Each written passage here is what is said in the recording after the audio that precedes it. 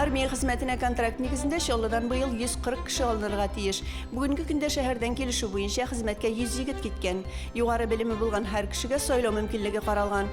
Мәҗбүри чакыру хезмәте урынына ул контракт хезмәтен сайлый ала дип белдерә Үзәк һәм автозавод районы хәрби комиссариаты бүлек җитәкчесе Рәшит Ильясов.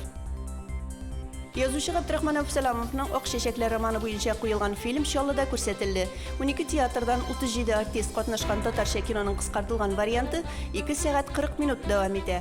Халык белән тулы залда алма төшәр урында юк иде. Табибларга багышланган фильм телевизор экраннарында ноябрь аенда күрсәтелә башлаячак.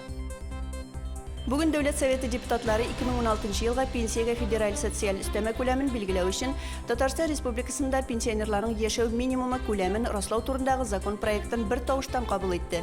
Киләсе елга Татарстанда пенсионерларның яшәү минимумы күләме 7526 сум итеп билгеләнә. Яшәү минимумы күләмен санаганда быел азык-төлек товарларына фактик бәяләр үсеше һәм киләсе елга фаразланган инфляция үсеше исәпкә алынган. Алдагы көннәргә һава торышы салкыная. Республика буенча 20 октябрь көнне төнлә һәм 21 октябрь иртәнгә кадәр урыны белән кыска вакытлы көчле җил.